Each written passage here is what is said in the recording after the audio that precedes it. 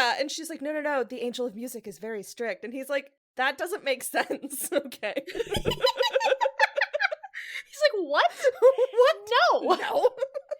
5, 6, 7, 8. There's no business like show business.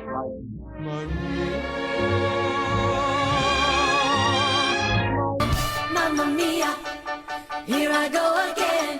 My Of the music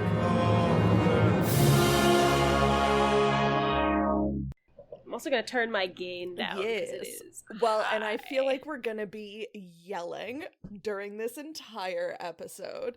I know, my mic is like... Yeah, good, I'm like, gonna foot actively away from pull my mine a little mouth. bit further away. And I'm gonna make sure that I lean back because I'm about to get loud about this fucking movie. I spent 2 hours yelling because I went to karaoke last night, and this is just going to be another Just 2 another hours 2 hours of yelling. That was the warm-up. I had to warm up my vocal cords for this podcast because For this. I am feral about this movie. It's so stupid. It's amazing. My vocal warm-up for karaoke was singing along to this movie as I watched it yesterday. I wish that someone had filmed me watching this movie because every time that like the Phantom's theme comes on, I'm just like I'm punching the air. I'm so excited. Unnecessarily epic. Yeah, he didn't music. have to All go right. that hard for like what is essentially Phil Collins and Incel the Tarzan. musical. Like It really... All right. Hello. Welcome, dear listeners. If you're new to the podcast, well, this is season 3. This is our season 3 opener. Ah! Masquerade! Welcome to 5678, a movie musical podcast where we review and recap movie musicals. This is our season 3 opener. Yes. And oh, what a strong choice it was on Grace's part. We are doing the 2004, right? Yes, 2004. I never get the That's years okay. right. 2004 classic, Oh. The Phantom of the Opera, starring Gerard Butler, Patrick Wilson, Emmy Rossum, and so many waiters. Listen, we have 2 goons, we have a gangster, and we have a waiter, and I'm so thrilled because it's been a while since we've had all 3. Who's your waiter? Oh, the maestro. The maestro, right? 110%. I was like, that poor man is Like, so harassed by the concept of musical theater. It's absurd. I have so many questions. Also, shout out to our old roommate who loves Phantom, and I was just thinking of her the entire time watching this. I have not seen this film in a very long time. I think the only time I've seen it was with you. It had been so long that I'm like, I knew the main plot points, but there was a lot of small A to B to C to D, like the connecting points, brand new to me. Before we really dive into the plot, there is one fun fact that I just want to start us off with, and then I will remind us sporadically throughout this. So now, in the movie and in the stage show, the Phantom does not have a name. He is just... This is my fun fact! Fuck you! Anna, do you want to tell us what the Phantom's name is? It's so funny. So in the book... So as Grace was saying, in this movie musicale and in the Andrew Lloyd Webber stage musicale, the Phantom has no name. We just know him as the Phantom. However, based in the original book by... I have it written down somewhere. Why do I feel like it... I almost said Victor Hugo. It is not Victor confidently. Hugo. It is not. Gaston Leroux. You know what his name is in the book? Erik. It's so... And okay, so I'm so sorry to pull your fun fact to the beginning of this episode, but I need... What's so funny is, as you were like, I need to talk about this, I was like, if this is my fucking fun I'm fact. so sorry, but I just needed it to be at the beginning, because sporadically, when this drama queen pulls out his most fucking absurd things, I just want us to remember that this man's name is Erik. Erik, what are you doing? Okay, Erik, calm down. All right, Erik. I had full body chills when the overture began. I'm not like a die-hard Phantom fan. However, I have chills thinking about it so right now. iconic. Like, yeah. I was alone in my apartment, and I had, like, the hair on my arms rose to its fullest height. So I texted Anna like once or twice through me watching this, and that first time that I texted you was in all caps. This fucking music got me so hype. Like I was like, and I have so many all caps like throughout my notes. So many all caps things. I'm just like, yes, we love an organ. Like the organ, the brass, the French horn, the tuba. I'm just naming instruments. All right. I will also stand by the feeling that Minnie Driver is our gangster of the movie. I feel like the Phantom is the gangster. Well, him too. What makes me think the Phantom is a gangster is that, like, the swapping of the throat spray. Oh yeah, and there's also, like, the threat of murder, which is part of gangsterdom. There's a lot of, there's more murder in this. Oh, so much murder. God. I can't, speaking of murder, the guy, the stagehand that dies, it's fucking Gibbs from Pirates of the Caribbean. No! It's him! As soon as he came on screen, I was like, I know you. How do I know you? And then I looked him up and I was like, you're fucking Gibbs! Amazing. I love him 10 times more. All right. Okay. We should start. It's like 10 minutes in.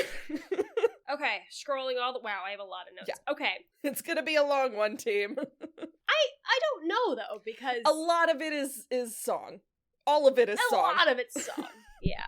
All right. It is an opera. It is an operetta, yes. We start with a spooky candle and a postcard of Paris from 1919. Yes. So this is at a Paris opera house. It is quite dilapidated.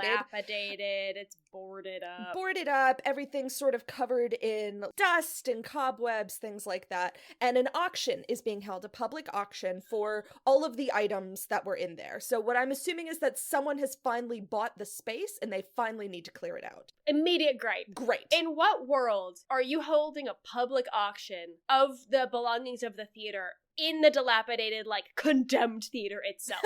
All those things should have been taken to an auction house where you don't have the threat of the roof collapsing on you, because it was a teardown job. Whoever bought the opera was definitely just gonna, like, raise it to the ground. Maybe. Anyway. Yeah. It is just post World War I. So, like, maybe there's not a lot of options. It is structurally unsound. So, anyway. We see a couple of people roll in. Yes. Literally. Including an older gentleman who is helped in with a wheelchair. Mm-hmm. He attends the auction along with, we see in the sparse crowd at the auction, an older woman with a veil over her face. This is in black and white, which is how we know it's I almost had a flashback, but it's a flash forward. But, like, it's modern times. Future. It's the future. It is. It swaps that. Yeah, the kind of concept of the past being in black and white, when in this time the past is in color. We see these two people, a few items get bid on, and then finally we see papier-mâché music box, which has, like, a little monkey, like, figurine on top with two cymbals, and there's, like, symbols like the musical instrument, not, like, written symbols. Oh, yes. Symbols, CY. Then there's, like, a small bidding war that happens between these two people, but they've made eye contact, and you can kind of tell that they recognize each other, and they know each other, but they're not speaking to each other at all.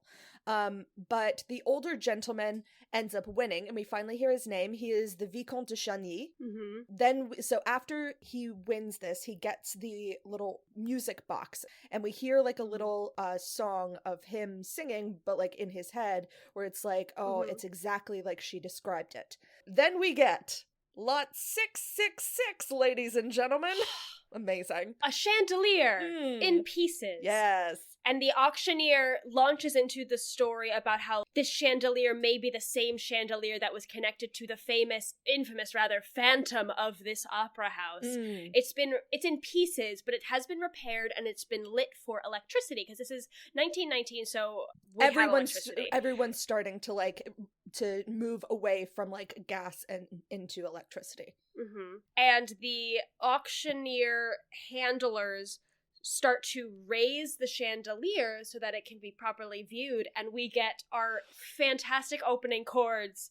Boom! Organ time! Oh, I wrote I wrote that out in like all caps, blah, blah, blah, blah, blah, blah. Blah, blah, blah, blah, blah. Not the same blah as the opening of Chicago. Different blahs. Blah, blah, blah. Different. That's Blah, a jazzy blah, blah. blah, blah, blah, This blah. is like an operatic blah. Ominous. So, An ominous blah. An ominous blah. So as this chandelier is risen, we get this huge music swell that sort of blows you away. And not only does the music blow you away, it also starts blowing away the dust in the theater. And as the chandelier rises, you see the theater restore itself. This is honestly one of the coolest shots in the movie, is watching this We get theater blown restore. fully into the past. Yeah, exactly. The music is so loud, it blows you into the past.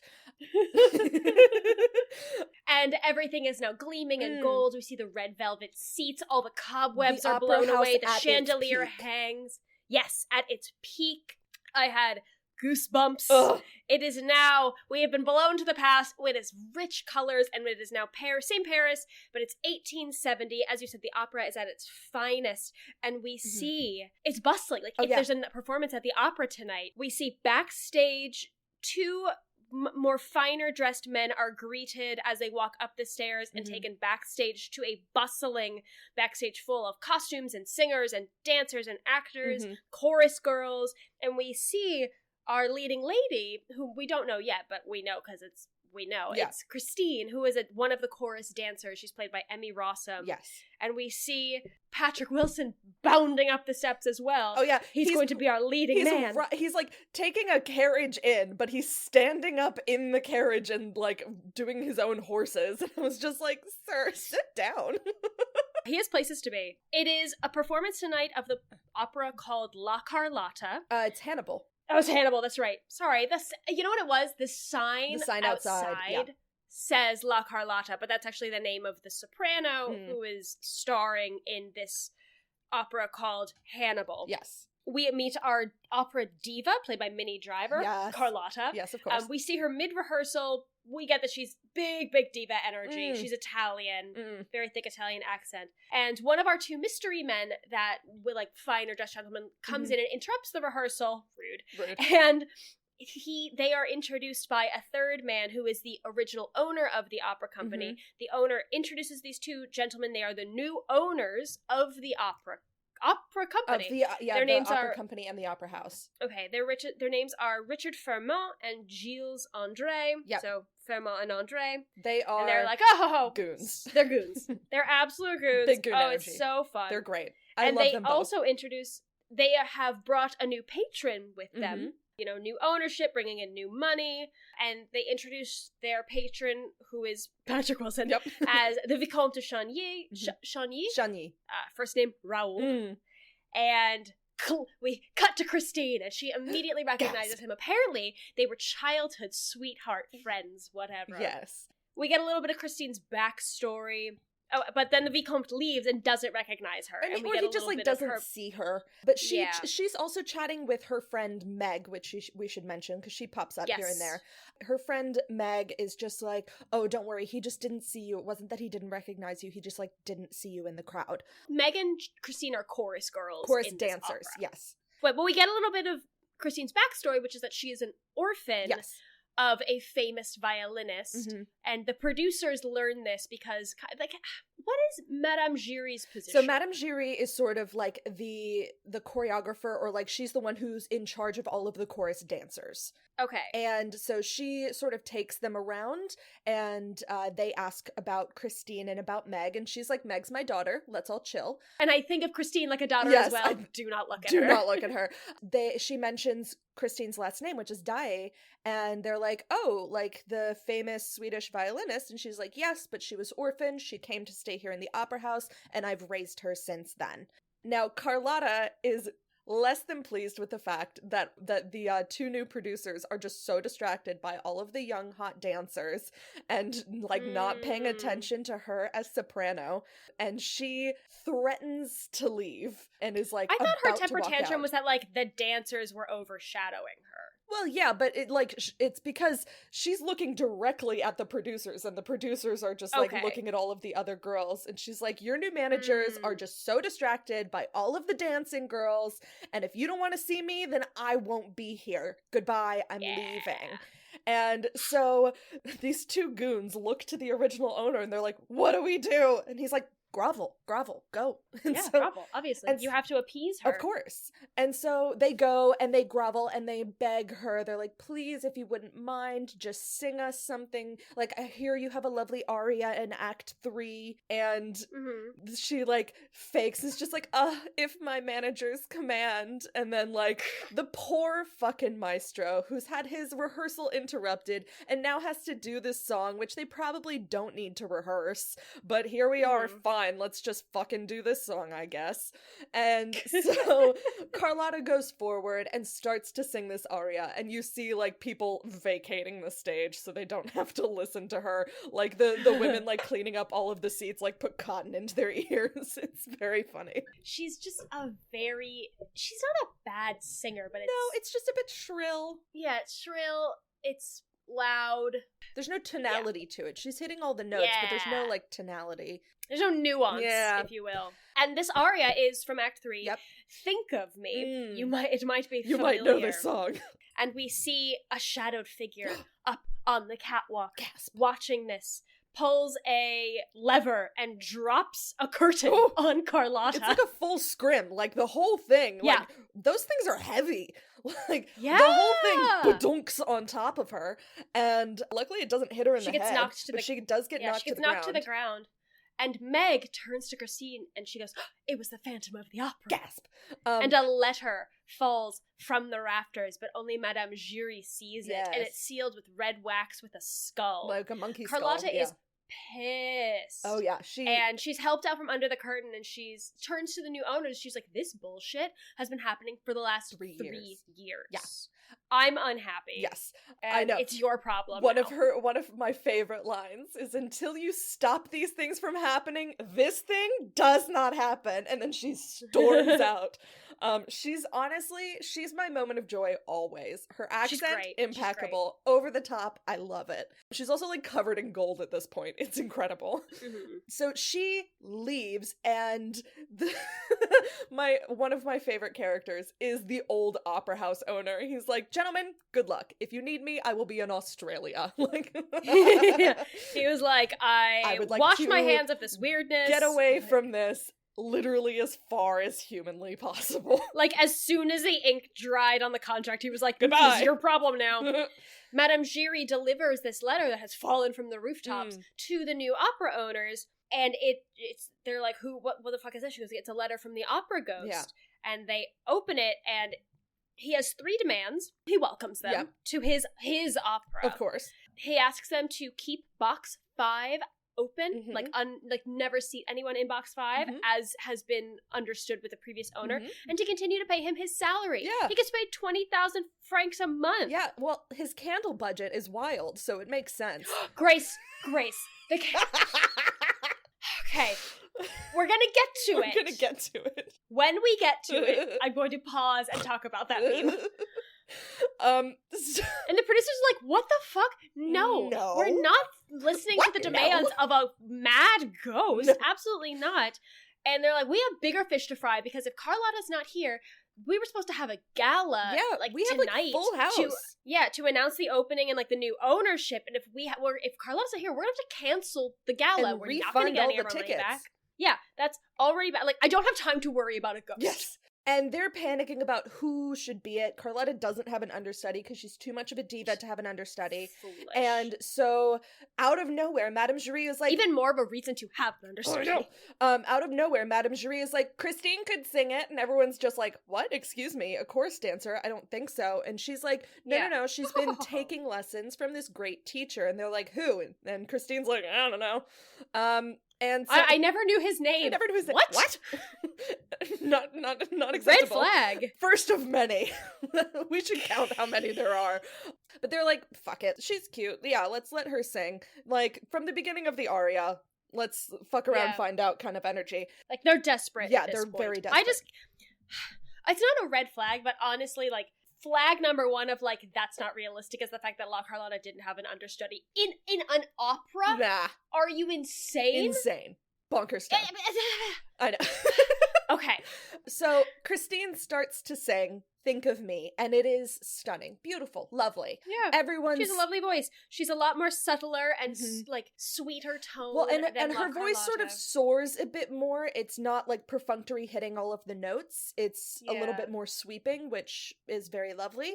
Yeah. And in the middle, after like the first verse, we do this big swoop, and suddenly we see it's opening night. She's in this stunning gown with all of these starburst like accessories in her hair, and she's singing this song, and it's going fantastic. During this number, Raoul, who is in box 5, so it was not left empty, he is like, Is this that girl that I knew? Can this be? Can it be Christine? Oh, finally, Raoul. finally, Jesus. Well, he has a history, as we will see, of of taking too long to recognize people from stage. I'm like, sir, it took you till Act 3.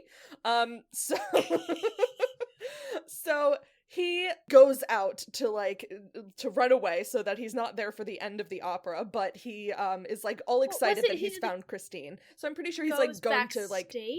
Well, but the show's not done like her yet. Dressing room. Yeah. So maybe he goes to Raoul get doesn't flowers. I understand don't know. how opera works. He's like, her song is done. I must leave. It's very weird. Anyway, he doesn't get flowers because he steals. Oh, he steals the flowers, right? But anyway, Christine finishes her song. Yes. She gets a standing ovation. But we also zoom through the floors and we see our Phantom beneath the floorboard for the very first time. We also see very, very briefly a maid backstage watching this happen. Sees Christine finish the number, sees the standing ovation, takes a big swig of like mystery pocket alcohol, runs outside to a carriage where Carlotta is, and just like delivers the news that like Christine was amazing and they loved her. And Carlotta faints from fury. Honestly, fainting from fury is something that I can get behind. Like, I'm just so mad that I faint. That happens multiple times in this film. I'm like, that is a bad fight or flight response. My fight or flight response is to collapse to the floor. It's like fainting goats, essentially. Christine does it later, and I'm just like, that is not a good reaction. Not a good reaction to a shock. Especially in a secondary location. Anyway, so... Especially in a secondary location.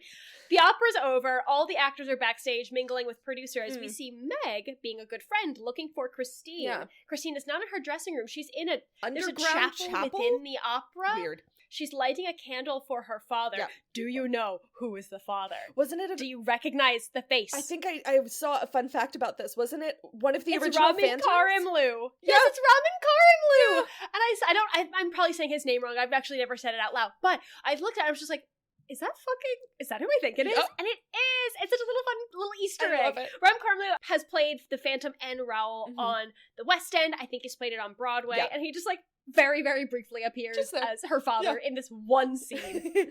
While she's there, suddenly she hears like this echoing voice, like singing, but then out of nowhere enter Meg, so the voice stops. Yes. And Meg is just like, where the fuck have you been? Everyone's been looking for you. You were amazing. I didn't know that you could sing. Who's your teacher? Yeah. And Christine is like bats in the belfry, honestly, this whole time, where she's just like, I don't know, there's this voice that's been teaching me music, and I'm like, how do you do arpeggios with just a voice? Anyway, red flag number 2. Red flag number 2.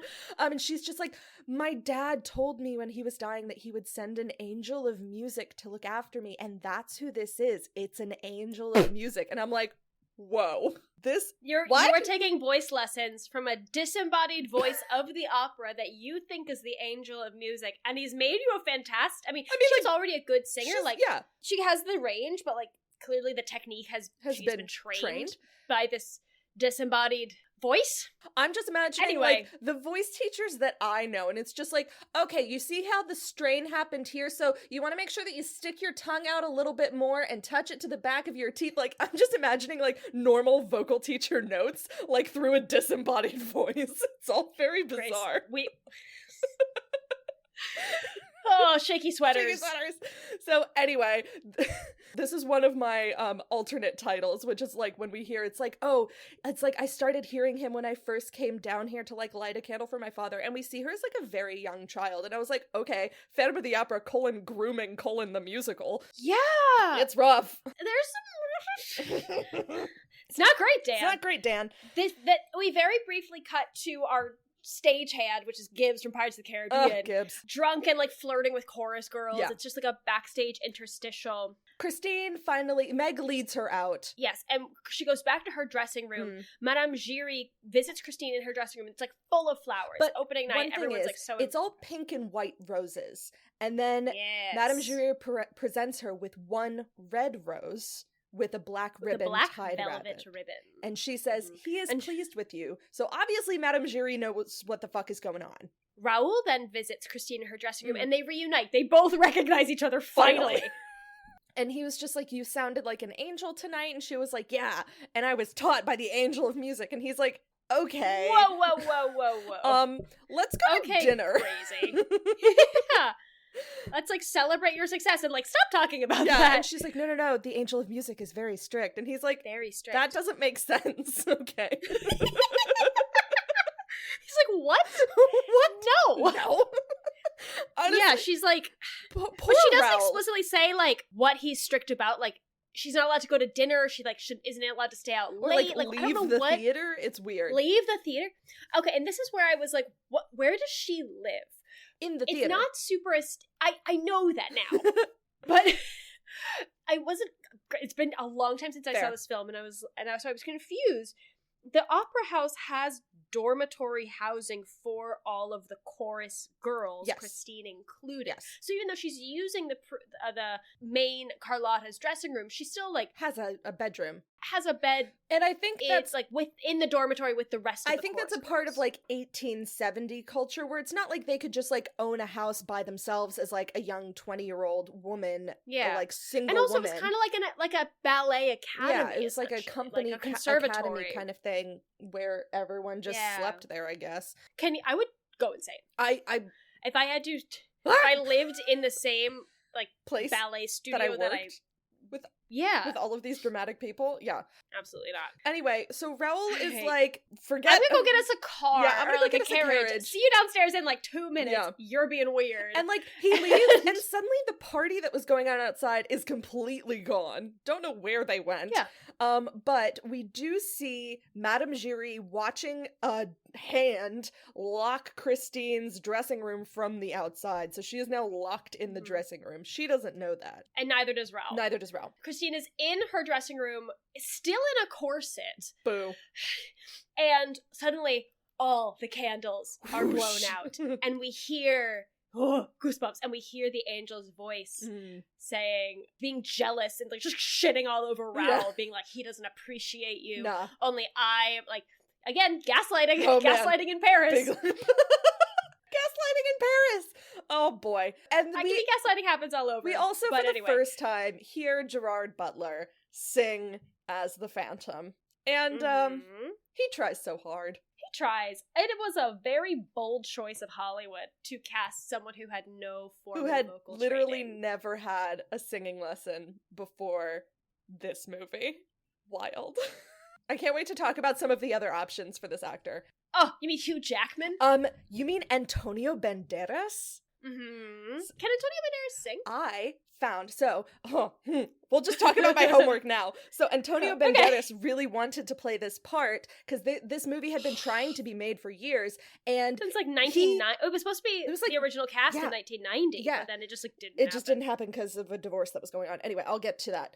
But Antonio Banderas practiced for the role and in fact sang as the Phantom at the Royal Albert Hall in like a big compilation of all of Andrew Lloyd Webber's music. He sang with Sarah Brightman, I believe it is. Yeah, Sarah Brightman. He sang with Sarah Brightman as the Phantom at the Royal Albert Hall, and I found that video of him singing, and he's pretty good. Now, obviously, the song that they were singing was Phantom of the Opera, so it's more of, like, Christine's, like, high note at the end. But he still sings the "Sing Once Again With Me," that whole thing. Yeah, that whole song. Yeah, we have a video of Antonio Banderas singing it, so that's my homework. Well, why was... that would have been such a cool... What an interesting choice. Also, how old... Because a big gripe, like, dramaturgical gripe of mine is that the Phantom's supposed to be older. Well, he's supposed to be the same age as Madame Giry, who is, like, in her 50s.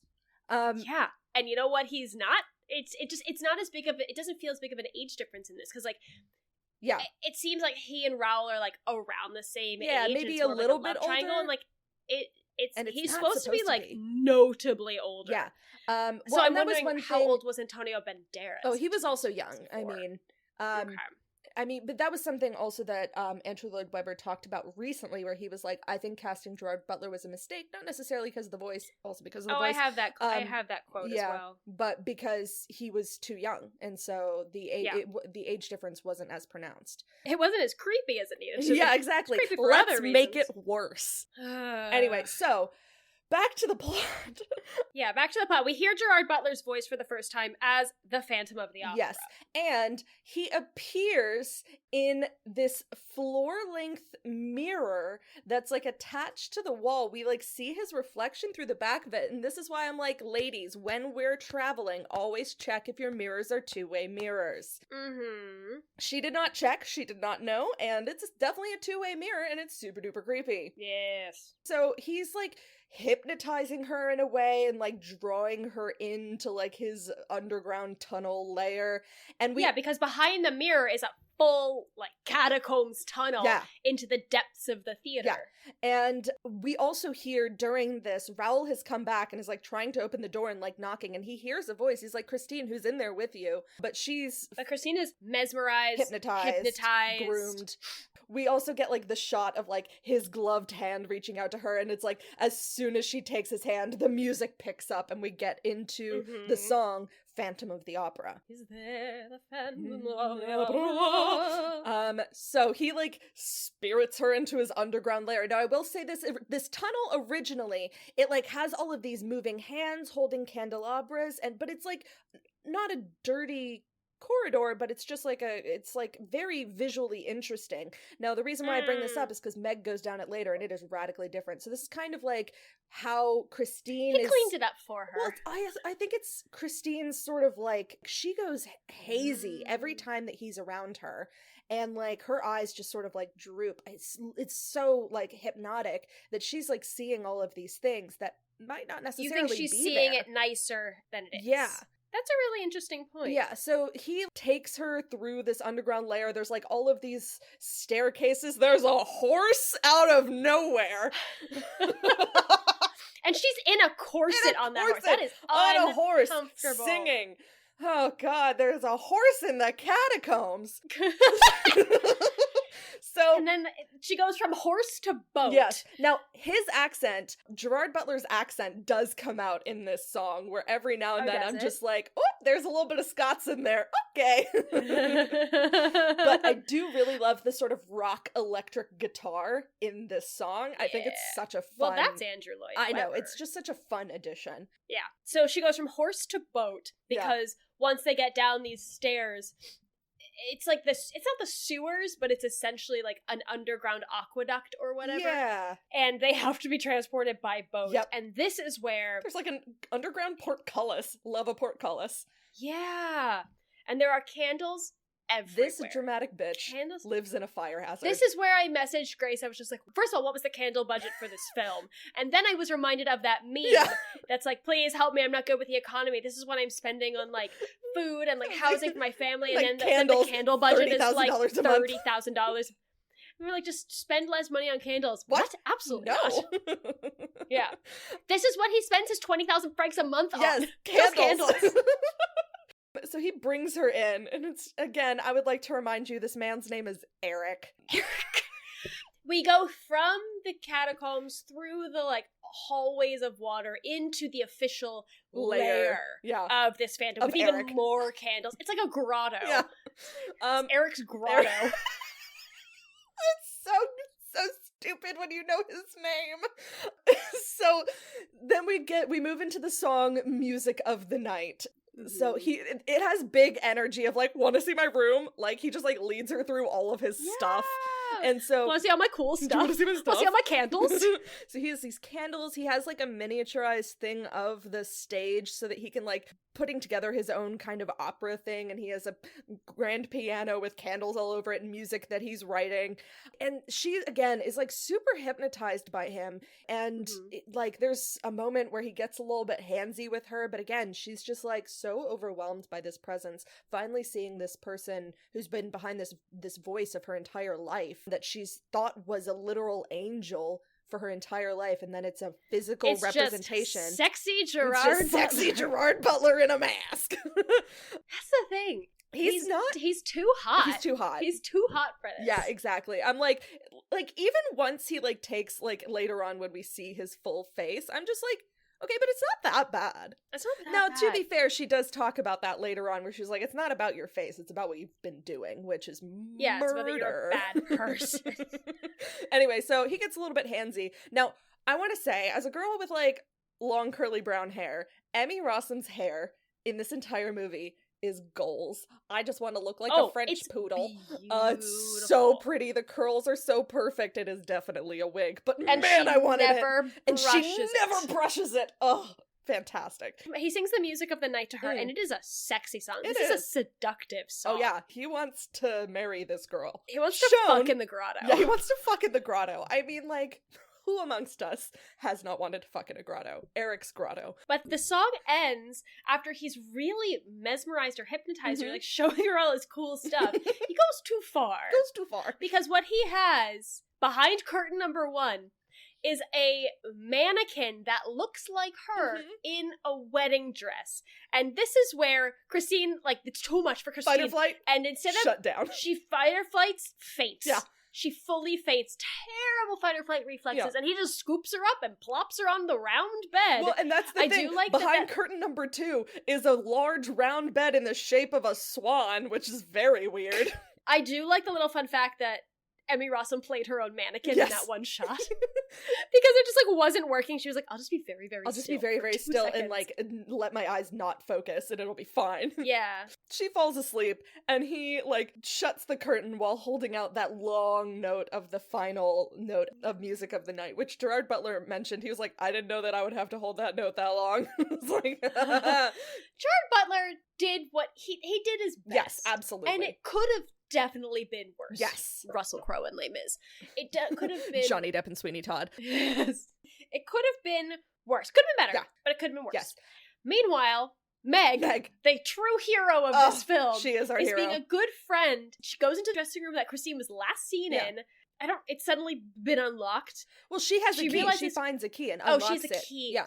She goes in, realizes Christine is not there, finds the two-way mirror, finds the hallway, and starts and walks down the hallway in her point shoes. Well, and this walking around in point shoes. That is foolish. However, this is what I'm talking about in terms of, I think Christine actually in a way gets hypnotized and really sees what she wants to see whenever the Phantom has her under his thrall, because she saw this hallway as like this sort of glowing golden like stone passageway with all of these hands and candelabras, clean, romantic, and Meg gets in there and it is dirty, it is filthy, covered with dust, cobwebs everywhere, rats along the ground. Like, so this is why I think that she is genuinely, she's been groomed since a child, and she like is hypnotized by him in a way, and she's got blinders on and she sees what he wants her to see, and Meg is there and she's like, this is gross. Whoa. And she's about to go that's really interesting down the hallway when suddenly out of nowhere a hand grabs her, but it's her mom, Madame Giry, and she like pulls her back away. Her mom.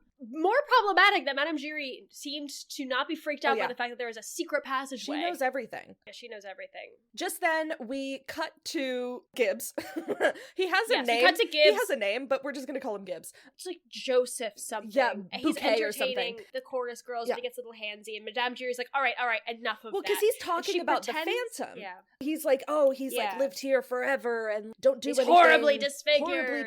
He's a monster. And he's like, or he'll catch you with his magical lasso, and he like holds up a noose, which is wild. And Madame Giry like stops him and slaps him, and she's like, don't talk about what you don't know. That is a bad slap. It was a bad slap. There's not a lot of good fighting in this. I'll talk about the final duel. So Madame Giry slaps him and is like, don't talk about things that you don't know. If you keep talking about him, then what I recommend to you is to keep your hand at the level of your eye, which if a noose is going to come down around you, keeping your hand at the level will keep it from actually getting to your throat. Yeah. So she's like, if you don't shut up, he's going to kill you with a noose. Yeah. Fuck around and find out. Fuck around, find out, yeah. So cut to below. Christine awakens in a swan bed. What the fuck? and is way too cool about, like, waking up in a place that she did not fall asleep No, in. she passed out.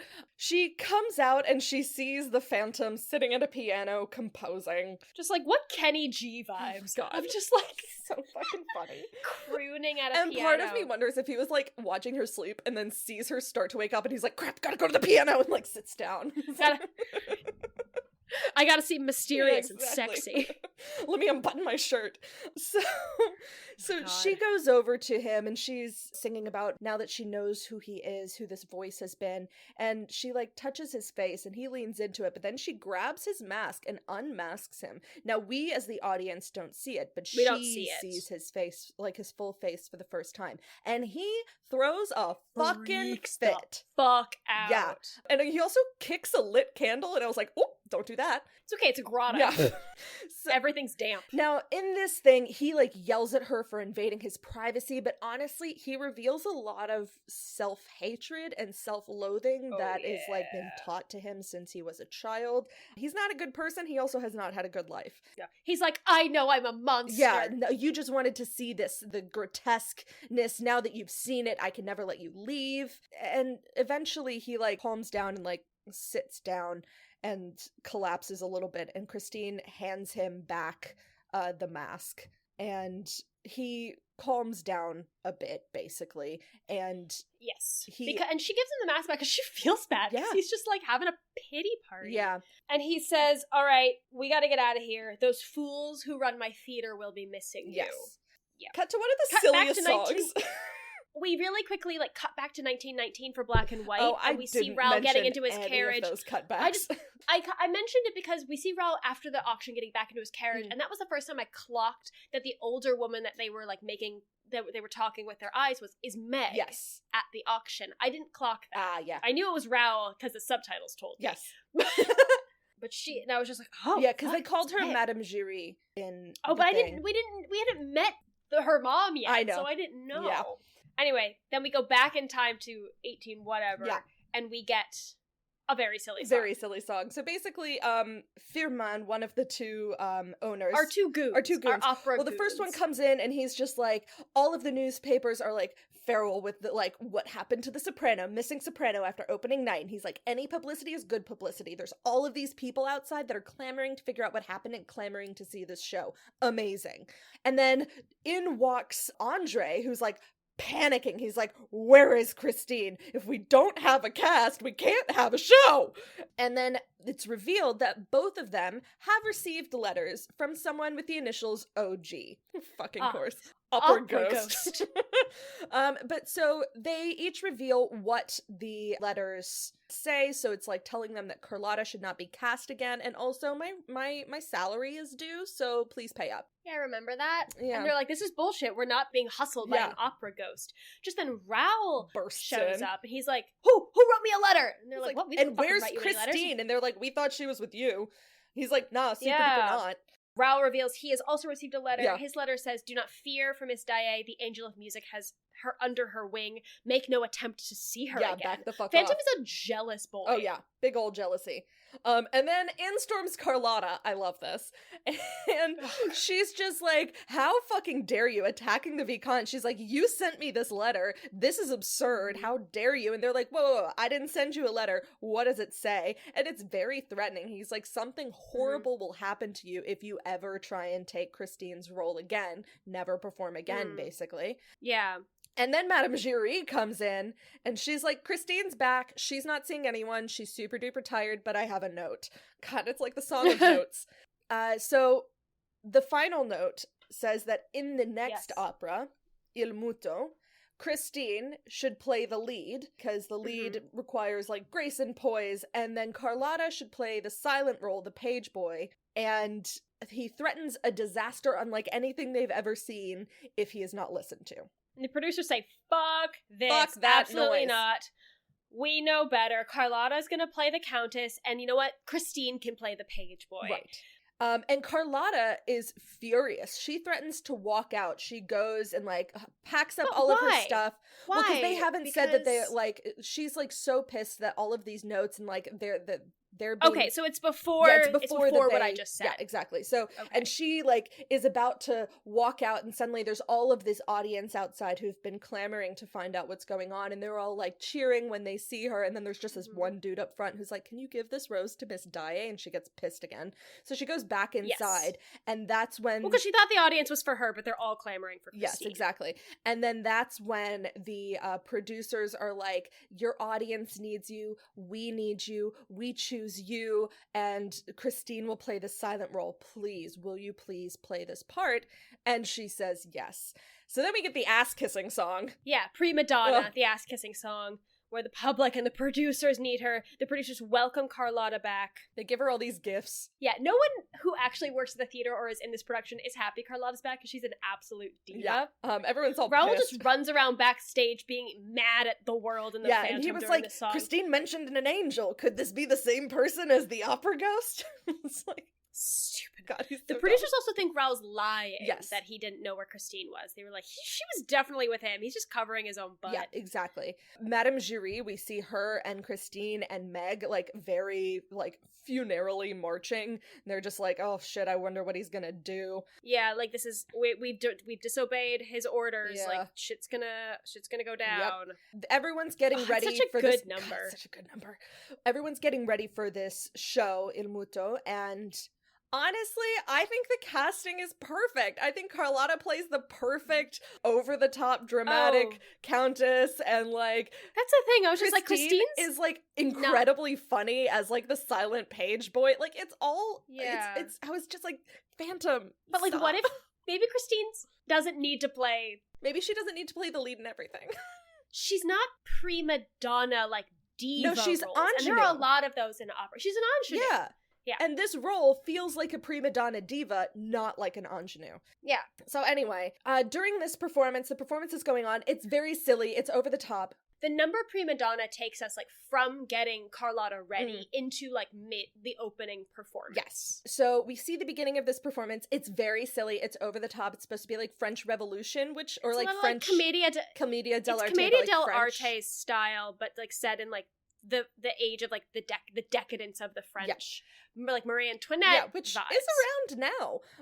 It's a little Moliere-y. Yeah. It's a little. It's like Moliere. Yeah. So we see, so Carlotta has this throat spray which helps, like, I don't know, it's like helium or something. I don't know. It helps her sing higher, basically.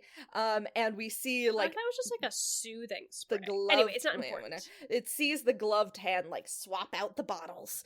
We see like the beginning parts of this show. It's very funny. I would go see this opera. It looks very silly. And out of nowhere, the Phantom, we see him like crawl up through the rafters basically to the top, and out of nowhere he interrupts saying, "Didn't I instruct that the box 5 should be left empty for me?" And it startles everyone, and the show basically stops. Okay, brings the show to a stop. Yeah. Rude. And Carlotta, it tries to get everything back on track. She like goes back, she like gets more of the spray, and then she goes in front and she's like, "Maestro, if you please, back to the beginning of this phrase." So she's like sort of rallying the troops in a way of getting everything back together. Now she is rude The to show Christine, must go on. but at the same time, you know, show must go on. So she gets everything back together, and she starts again from the beginning of the section, and right when she's about to hit a note, her voice just like cracks, Goes, like croaks. and it happens again and again, and the audience is She's just roaring with unable. laughter, and she panics Yeah. and flees. Carlotta fully loses her voice. The curtain comes down, and the producers are like, fuck, like, okay, Christine, you're going on for Carlotta. We're, to kill time while we do this transition, we're just going to do the ballet from Act 3 right now. I know. And we get such a lovely moment of just like backstage chaos. And this is when I wrote down the maestro moment is of our joy. waiter, because they're just like, "Maestro, the ballet, please," and he's like, "The ballet, fuck," like. No one is ready. one's Everyone's ready. like changing, and the curtain comes up. This is my moment of I joy love because it. it was such real like backstage theater chaos Oh, yeah. of just like everyone running around like chickens with They're their heads trying to cut off, doing change the quick setting changes. because out of nowhere the producers So were like, "We funny. can just go to Act 3, right?" And they're like, "No, like, we have costume So- changes. We have sheep." Like,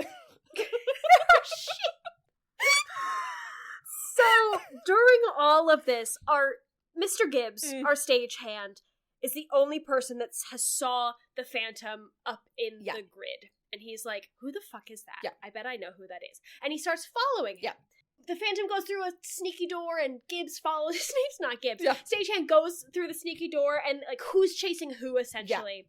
Until they meet up on a catwalk. And again, this is like 1800s. The catwalk is wood. It's like Wooden there's ropes, no like wires. it's a swing. It's not safe. Yeah, it fully swings. It's not safe. And it's a moment of, like, the hunter becoming the hunted. Yeah. Where the stagehand thought he was tracking the Phantom, but then the Phantom Was just like turns on leading him. him into this area, basically. Yeah. Traps him. Kills him. Yeah, with a Like, noose. strangles him with a noose. And then drops his noosed body from the grid. Everyone can see it from the audience, like, ruins the ballet in Act 3. Yeah. The ballerinas scream. I mean, fair. They're like is- doing fouettes, and then suddenly there's a body Yeah. hanging in front of you. That would be quite alarming. Yeah. So anyway, it screams. The managers again are just like, "Don't panic. Stay in your seats. It's an accident." Yeah. No, I think I'm Yeah, gonna the leave. show's still gonna happen. Yeah, no. Oh my god, yeah, they tell, the producers tell the audience members to stay in their seats. Christine wants to get the fuck She's out like, of there. She hard knows this no. was a I Phantom, know what and happened. she's just like, yeah. She tries to escape, and Raoul Raoul's finds with her, Yeah. and follows her, or she's like, we need to get out of here. Well, I think whenever we It's- first hear the Phantom's voice and they're like, Christine, go change, Raoul leaves his box and goes backstage to find Christine because he knows, like, he thinks he knows what's going on with that voice. Yeah, and Christine's like, the Phantom's gonna kill and kill again Yeah. until he has me. I'm what he wants. Yeah. I need to get out of here. I'm not safe, you're not safe. Yeah. They get to the roof. Yeah, not leave the door. building, babe. Don't just go Yeah. to the roof. Anyway, They get to the roof, and there's snow on the roof. also, and Raoul turns to her continues and to gaslight her, and he's like, the Phantom doesn't exist. It's a dream. And I'm There's like, no sir, you Phantom. heard the voice. What are you talking You about? saw the body. Yeah. I just. It's over on the But Christine's like, bench. no, I've seen him. Yeah. And she feels torn because she feels like she owes the Phantom so much, and there is this kinship of, like, teacher student, Love like of no one else has music. cared for her. Yeah. But she does love Raoul. This whole time she's been carrying the Phantom's ominous rose, but she decides on this roof she loves Raoul more. Yeah. They sing All I Ask, All I of ask You. of you. Yeah. We Yeah. also see during this whole scene of her just being like, I don't know what to do. He brought my voice out of me, and I'm feels entranced by his very music. We conflicted. see Yeah. the Phantom is up there, like, hiding behind a horse statue. Yeah, like a Erik. gargoyle. Eric, come up from behind the statue. Erik. Yeah, hide behind a statue. And then, but then Raoul, like, sort of grabs her and sort of shakes her a little bit out of her stupor and, like, has her, like, look him in the eyes, and they end up declaring their love for each other with this song, All I Ask of You, where Raoul is just like, no more darkness, come out of this, like, let me lead you into the light, and together we can start our life together. Quite a beautiful And song. she drops She the drops the Phantom's rose. rose, and we get a kiss. Yes. They kiss. Big ol' kiss. And they go Lots of back kiss. inside to finish the opera. Well, no, I don't know if she's, like, planning on leaving, because she's like, order your fine horses, be with him at the door. Oh, that's right. Anyway, That's but right. Phantom is, like, heartbroken, having seen all of this, and he, like, sings Vows Revenge, and this is the moment where I'm like, Yeah. Phantom of the Opera, incel, the musical, Incel. like...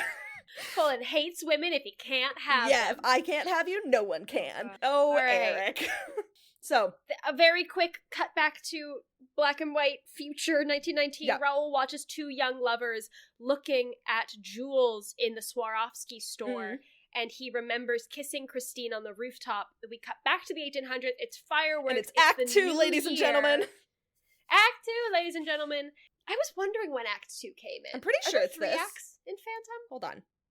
I always thought Act 1 ends with the chandelier falling. It does. But the chandelier falls in Il Muto in the stage production, not at the end. Oh.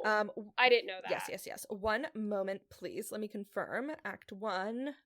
Yeah, so all I ask of you, Phantom overhears, heartbroken, swears revenge. In the auditorium, the chandelier crashes onto the stage during the Il Muto curtain call. So they do go back and finish the opera. They do go back and finish the opera, and then he drops a chandelier on them. But that's not what happens in the movie, y'all. And then Act 2 does begin with the masquerade ball. Yeah. Yes, it's 3 months later. Yep. It's New Year's Eve. Yep. The opera is hosting a masquerade ball. We love a masquerade ball. It's been 3 I can't months. wait to we go love to this masquerade ball. ball. I'm so jealous. It's been 3 months, and the Phantom has not appeared. No one has heard from him, no threatening notes. They're all like, all right, cool, he's gone. We see Raoul and Christine arriving at the masquerade ball, not wearing masks. No.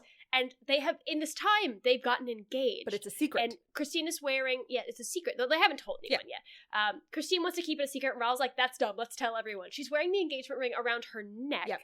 And they dance together, and there's a really cool shot. I love this. It's big upstairs, downstairs energy of like, we see everyone who is attending the ball in their finery, big, dancing gorgeous, and twirling, and then we zoom downstairs and we see all the folks that like the stagehands and the chorus dancers, like everyone who works there. Having their own party for the new year downstairs. Yeah, because upstairs is for like the leads, the producers, the maestro, and all of the patrons, all of the people with money. And then the people who actually work there are like down below, like it was a big Titanic energy of like the upstairs dance versus the downstairs dance, which you have not seen, Anna. It's fine. I was gonna be like, that reference goes up my head. I think I know what you're referencing. Yeah. Anyway, then we get, after we see this, the sort of difference between the upstairs and downstairs, we get the staircase sequence, and I lose my goddamn mind. Oh yeah, the boom with the fans, and then the slow like turns, and it's all, oh god, it's so good. It's a good number. That might be my homework, is to watch that number. I'm so fine with that. That was also going to be mine, but then I found Antonio Banderas. Okay, great. So yeah, it's such a watch good Masquerade because it's so good and it gets me so hype, and I just want to watch it again right now. And there's a key change during the staircase sequence. It's so good. And then right at the pinnacle of this, right when the music is sort of reaching its crescendo, right when Raoul and Christine kiss, yes, in front of everyone, who should appear but our drama queen, Erik. And not only that, it is a black and white masquerade ball, like black, white, and gold, and silver. This motherfucker shows up in crimson, head to toe, red and black, head to toe. With a mask, like a proper masquerade mask covering his face. So everyone's just like, no one's ever seen the Phantom, but he comes in. I think the people who are there, Madame Giry knows the majority of people who are there might not know about what's been going on. Like, they just are patrons of the opera. But, like, the producers know who it is. Raoul knows who it is. Giry, the maestro, Christine. How? They've never seen him. No, but they've heard his voice before. The vibe? And the vibe. Okay. It's like, this person enters like a drama queen and they're like, fuck, I know who that is. I bet I know who that is. I was just gonna say, like, until he speaks or sings, just like, who didn't get the dress code? Who did not receive the dress code? Who let this man in? Anyway, so he crashes this ball, and he's like, why so silent? And he's like, I bet you didn't realize I'm still here. Miss me? So he, like, unsheathes an active sword that he has, and Raoul sees that and runs off to grab his sword. But he orders that, like, you know, I've been gone so long, in my absence, I have written this opera that will be performed Don Juan triumphant. And then he throws the entire book onto the ground, and it like spills down the pages. I'm like, is that your only copy? Anyway, so it's such a dick move of being like, hey, you miss me? I'm back. I still run this opera. Yeah. You're all gonna do an opera that I wrote. Yeah. It's like, oh yeah, that whole like the entire season that you had planned, fuck your season. Yeah, we're gonna do what I want. Yeah. He says that Christine will play the lead, and he like goes up to her, and she's like partially hypnotized, but like also very scared of him now. So it's like scare-roused. But he then is like, goes to her, and it looks as though there's like almost a reconciliation between them, but then he sees her necklace with the ring, and he loses his mind again. Ring. He grabs it, yoinks it off of her neck, and then flees to a secret trap door not on the stage, but like in the center foyer of this theater, and like drops in out of nowhere through solid marble, does a big poof and falls through. Then Raoul out of nowhere comes flying in with his own sword, like wait, I want not to getting duel, away this time. And jumps in this door into this trap door as well, and then it closes behind him. Suddenly Raoul is in the House of Mirrors. Honestly, this whole sequence is insane. It is, because Raoul drops down to this trapdoor expecting to duel the Phantom, but then he's stuck in a funhouse of mirrors. He can't escape. Yeah. A noose Madame is dropped Giry out of nowhere, and he's like, oh crap, Yeah. Raoul's about to die. But Madame Giry is just like, I know the layout, grabs his hand and pulls him out. Did you just reference Raoul in like he talked to himself in third person? Raoul was like, shit, Raoul's gonna die.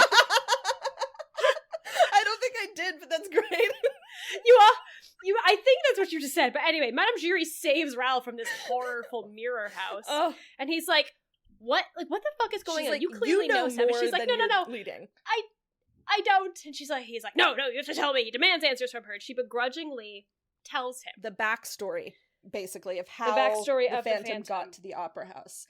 So basically, do you want to talk about it? Basically what happens, I'll talk about it. Madame Giry was essentially what Christine and Meg are now. She was a young ballet student at the Opera House. She was living in the dormitories, and one day a carnival came to town, and her and all the other dancers went, and it was like a carnival, like a freak show, more of like an oddities festival, oddities sideshow. Sideshow. Thank you. That's the word I wanted. And when's that going to be a movie? One of the attractions was what was called the Devil's Child, I think.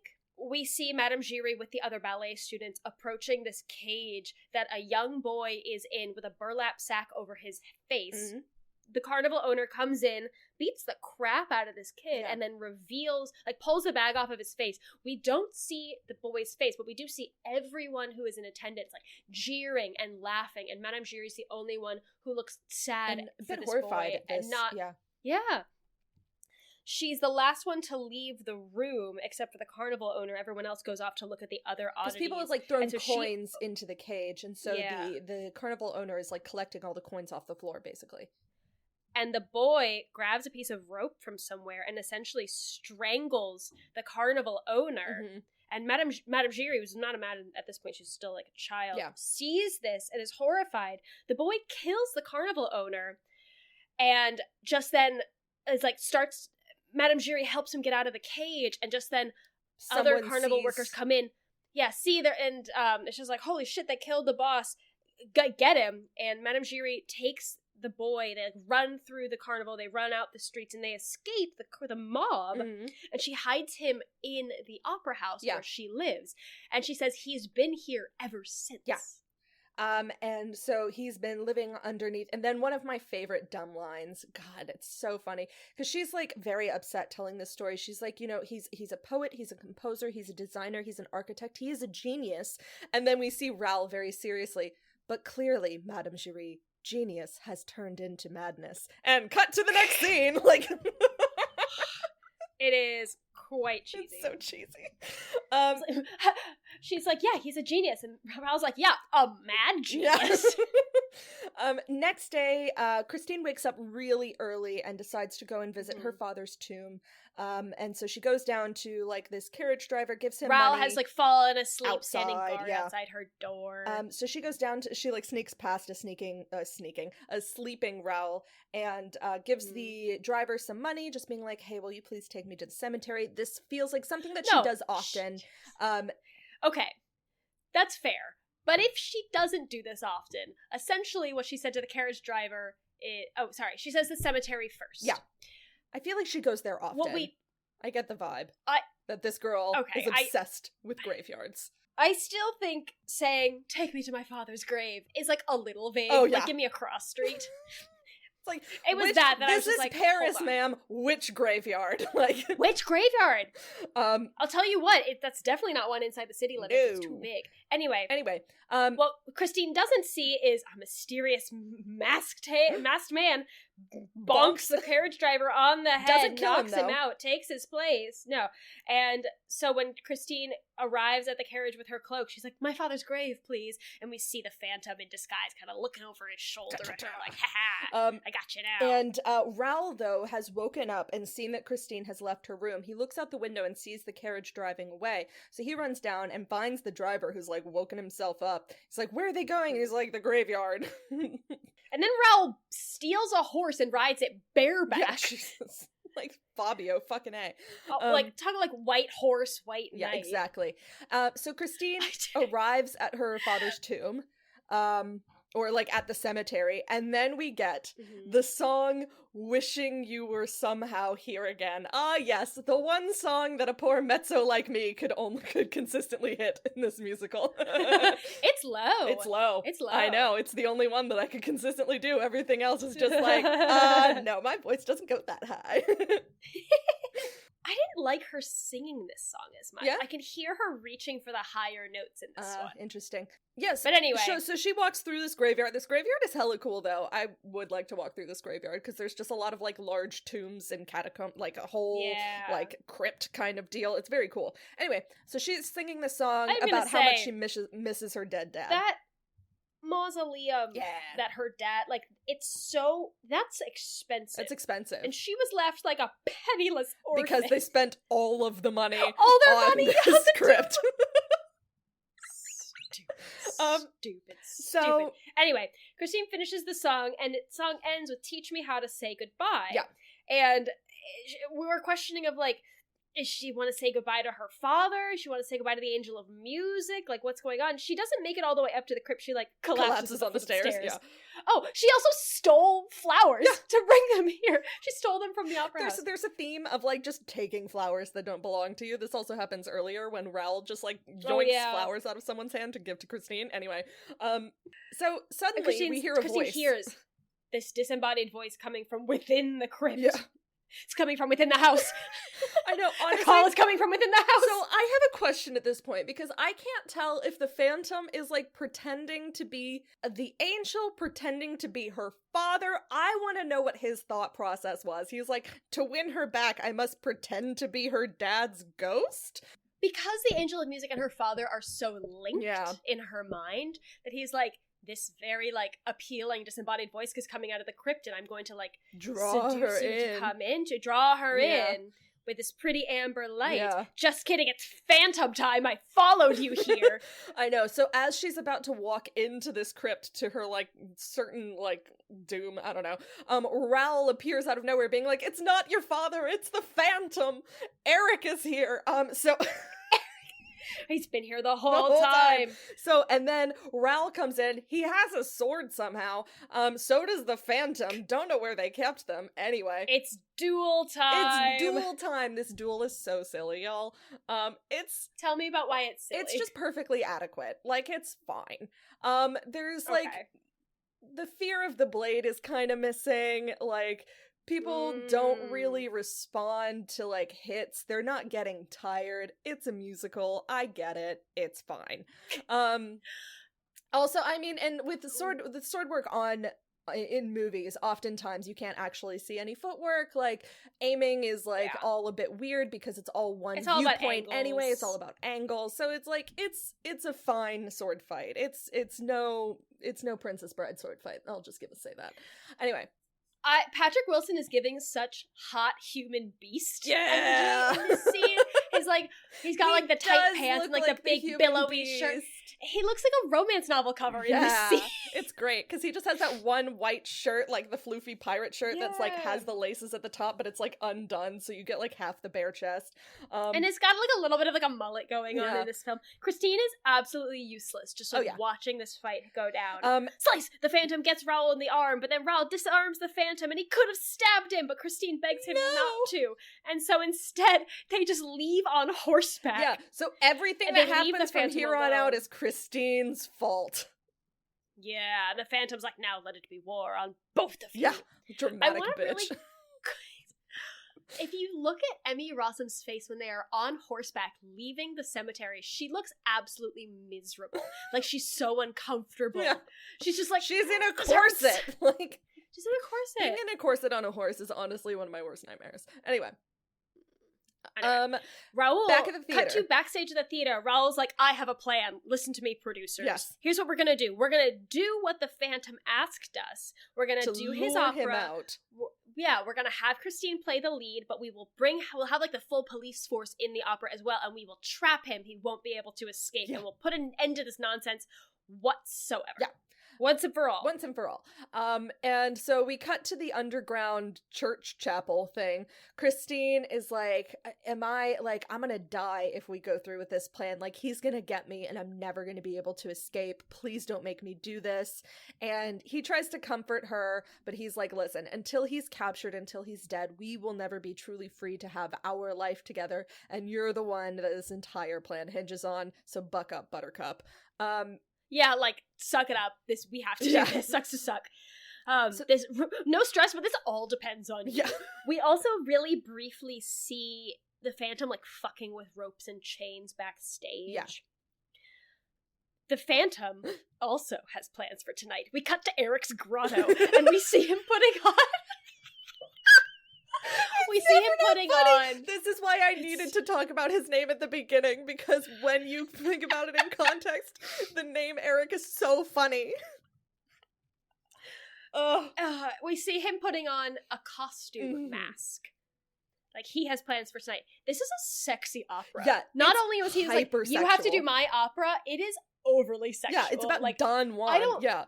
It's not about Don Juan, it's like maybe set in hell. There's a lot of flames going on. And it's one thing that's interesting that I was going to talk about in music, but now's a good time as any, because the audience is really thrown off by the tonality of the music, by the hypersexuality of the music. You okay? I'm done. Okay. And one thing that Andrew Lloyd Webber did talk about, because obviously these operas that are a part of the Phantom of the Opera that are put on are not real operas. So like Hannibal doesn't exist, Il Muto doesn't exist, and obviously Don Juan Triumphant does not exist. But as he was writing these operatic songs that we do hear in these 3 plays within a plays, he takes inspiration for the first 2 very much from classic operas like Mozart and like all of these sort of classic ones that we all hear. And then he took inspiration for Don Juan Triumphant from much more modern operas, like ones that have been created within the last 20 years. So there's a lot of dissonance. There's a lot of like off pitches in an effort to create sort of a feeling of discomfort. And it's supposed to sort of say like, oh, the Phantom is ahead of his time musically. He is creating things that would be appreciated now, not necessarily back then. And it's supposed to hint at his genius and the fact that he is creating things that are so far ahead of what the current popular... What the current sensibilities and like what these older, stuffier audience opera patrons would have liked. And would have understood. I just thought that was an interesting, really interesting thing that Andrew Lloyd Webber did in an effort to sort of really highlight the Phantom as a creator, which is something that, you know, we do forget about, but he is a creator in his own way. Yeah, he's a mad genius. Yeah. Anyway, so we can move on. I forgot about that. Yeah. So one of the plots of Don Juan is that Don Juan's obviously the main character, but he has a friend in disguise acting as him. Like, they're gonna attempt to, like, who can seduce the ingenue. Big ol' switcheroo. First. Yeah, it's a big ol' switcheroo. Big case of swapped identity. And our main Don Juan is played by the main tenor from the opera company. Piangi. We've seen him in all the scenes. He exits the stage after his first scene. I'm gonna say is like 5'8", portly man. Like, yeah. And you know what Gerard Butler isn't? 5'8" or portly. Yeah. What happens is, as soon as Piangi comes off stage to, like, get ready for his next scene, he's straight up murdered by the Phantom. And who takes his costume, puts on... Well, he has his own costume, basically, because let me say, that 5'8" costume is not going to fit like that 6'2" Gerard Butler. But he takes his place. Yes. And he's like, and he no one will like notice Dracula, anything. like, with his cape in front of his face. We're just like, what the fuck? And this is when I'm like, this is Raoul not being, maybe he's nearsighted. He cannot recognize people from the box. It took him until Act 3 to recognize Christine, and then he's like, in walks this man, and he was like, is that Piangi? Huh? And it takes him a good while to be like, wait, it takes Christine looking at him being like, what the fuck is happening? He starts to sing, and Christine immediately recognizes his voice. But she plays it pretty cool, because she's like, I'm not gonna freak out. I'm gonna make direct eye contact with Raoul, and hopefully we'll understand what I'm talking about. I have a thing where one of my least favorite things about stage theater is that when you are put in a scenario in which you are uncomfortable with something that is happening that is not a part of rehearsal, because you are in front of an audience, most actors do not feel comfortable setting boundaries for themselves within the context of something new happening. And I have had situations in which, not in shows that I have worked on, but actors that I have worked with have gotten beat the shit out of because fight choreography has gone wrong on stage and they did not feel comfortable saying stop in front of an audience. And this is exactly the same thing. A new person who has not been rehearsed walks on stage, a harasser and an abuser and a murderer appears, and instead Stranger danger. And instead of anyone in the production, including Christine, being like, whoa, the police, here he is, grab him. Like, if we all just rush him, then they can't, like, he can't get away. Instead, they're just like, let me sing the sexy duet. Oh, anyway. Yeah.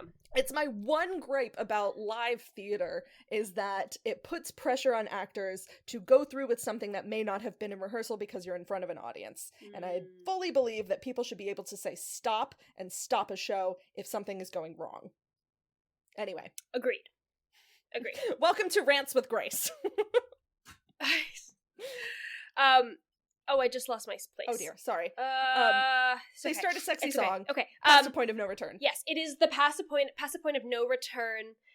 I am confused. Christine goes along with this song because this is a song within the opera. Yes. They do the choreography. Raoul's watching this and has tears in his eyes. I think he's crying for Christine. What? I don't know. I don't understand. Useless. This is what I'm like. Anyway, the song ends. Like, it is a sexy song. He's like rubbing his hands all up on her body. The lyrics are really sexy. It's like, when will we let the fires consume us? Like, the song ends, and the Phantom starts to sing a reprise of "All I Ask of You" in Christine's ear, fully breaking the fourth wall. He begs her to be with Pretty him. much. He's like, literally like, Christine, that's all I ask of you. She goes to touch his face, then she rips off the mask and reveals him to the audience, and we see his face for the first time. And the upper, it's the entire right-hand side of his face. So then I had a question about that one mask that he wore in Masquerade, which was literally just like forehead to like cheekbone, but showed his jaw on both sides, which looked totally normal. And then normally he wears the opera mask, which is like that. So I'm like, maybe it's just his eye, but then she rips off the mask and it's the entire side of his face. So I'm just like, what did you go all the way down? Yeah, it kind of did. I think it's just some very anyway. Well, shaky maybe sweaters. Shaky sweaters. The audience is horrified. The Phantom is betrayed by Christine. He's so mad.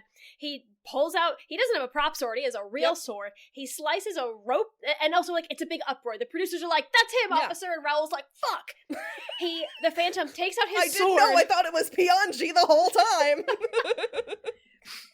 The Phantom slices a rope with his sword, unleashes the chandelier from its holdings, as well as activating a trapdoor that he and Christine drop through the floor. The chandelier crashes into the audience and starts a major fire. Because everything was fire at that point. It was gas. Everything was... Carlotta finds Piangi's body and, like, sobs over apparently it. they were a couple, they were lovers? Anyway, the opera house goes up in flames very, very quickly, and we get that classic line from the producers: "We're ruined, Andre! Ruined! Madame Giry sort of grabs Raoul and is like, okay, let me, he's like, you have to help me, and she's like, I'll take you to halfway, because I don't want to go all the way. He's gone too far. So she leads him, like, into the depths, and, god damn it. So, we also see Meg at this point. She's, like, leading a mob to, like, go down and find him, because she saw where the entrance to the tunnel is, and so she knows at least the beginning of how to get to him, and so she's leading all these people. So Madame Giry is, like, leading him down, and so she's like leading Raoul down, and she's like, remember, keep your hand at the level of your eyes, which he immediately forgets to do. And also he, like, holds it up, but, like, away from his face, which is just, like, so much space for a noose to get. Just, like, touch your palm, like, just grab your head, basically, so that he can't do anything. But then, in a big wrong lever cronk energy, he's walking down these stairs. As soon as Madame Giry leaves Raoul alone, he falls through a trapdoor into some water. God damn it. Like a water dungeon, essentially, that is rapidly filling with water. We cut very quickly to the Phantom dragging Christine down into the depths, and he's demanding to know why she betrayed him. we see Raul trapped in this underwater chasm thing, and there's a grate that's slowly lowering from the ceiling that's trapping him, and once it gets to be below water level, he's going to drown. He finds a wheel, like, turny mechanism thing. to... And he's able to escape at the last minute. Was this part of the film really, like, weirdly stretched out for you? Because took so this long. scene, this footage, it's like it had been warped, like the aspect ratio was off. Anyway. Well, it's also because a lot of in that the was grotto. backwards, so they played it backwards. I No, guess. like there's specific moments of like they filmed I know what something you're and talking then they like in the film it is done backwards so that it looks as It's, though like, he's very drowning. Yeah, I know, it's very long. Yeah. In the grotto, the Phantom makes Christine put on that wedding dress that we saw earlier, and he wants her to marry him. He's like, I'm done waiting. Here's the ring that I stole off of your neck that Raul ring. gave you. Now I'm giving it to you.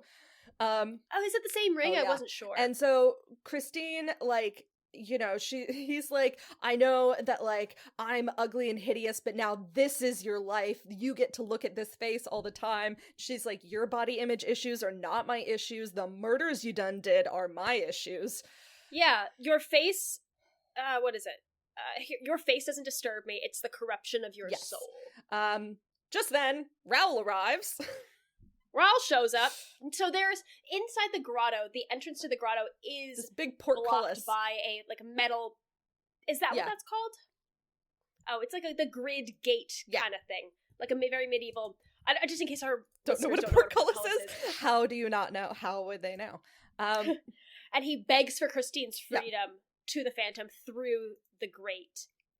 The Phantom lets Raul in, and then immediately bamboozles him and traps him by, like, tying him to this gate. Tying him to the portcullis. And I was just like, sir, how did this man overpower you? Honestly. And the Phantom is like, okay, Christine, I'm giving you a choice. This is the point of no return. Either you stay here with me forever and marry me, and I will let your love go, or I will let you go and I will murder him. Here's your choice. Make it. Make your choice. Christine's like, I hate you now. She's so useless in this scene. She's like not getting her dress wet, just like on it's like knee deep water. The whole thing, that whole time, whenever like he like paddled the boat to get her through, it's just like knee deep water. It's just like some partial flooding. So anyway, Raul tries to say, you know, oh, let me die, like, I want you to be free. And then we get a trio overlap song. My life's not worth it. I love songs in which it is three people singing different things at once, but then they're all matching together at certain times, and each of them has their own, like, thing that they're trying to get out of this song. Oh, it's so good. Anyway. Andrew Lloyd Webber knows what he's doing. I know, and yet he still decided to make cats. Anyway, he did that shit on purpose. Anyway, it gets to like the end of this, the culmination of this trio song, and Christine like sees the Phantom and like gets pity for him, I guess, and finally gets into the water. Yeah, she finally gets into the water. She approaches the Phantom. She does feel pity for him that he's felt that he's needed to go to these extreme lengths. She goes into the water and kisses him of her own volition, makes Raul watch, fully makes out and with they him. make out. They make out a couple times. It's not just like a kiss and then pull away. No, they like make out a bit. And the Phantom is so overwhelmed by this kiss that he's like, you guys can go, both go. Yeah, he's overwhelmed by her kindness, and he weeps, and we also hear the voices of the mob getting closer and closer. Like, and so you're absolutely right. The Phantom's like, all right, you two can, I give my blessing to her, like, you two can leave, forget me. But you have to leave now.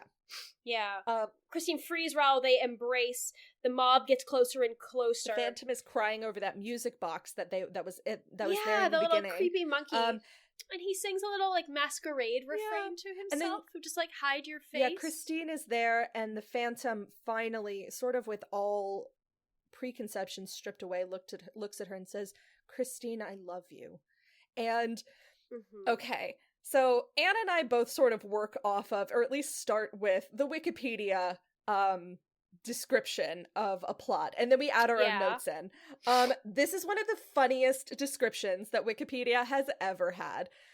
It says, Christine lets the Phantom keep her engagement ring as a souvenir. A souvenir!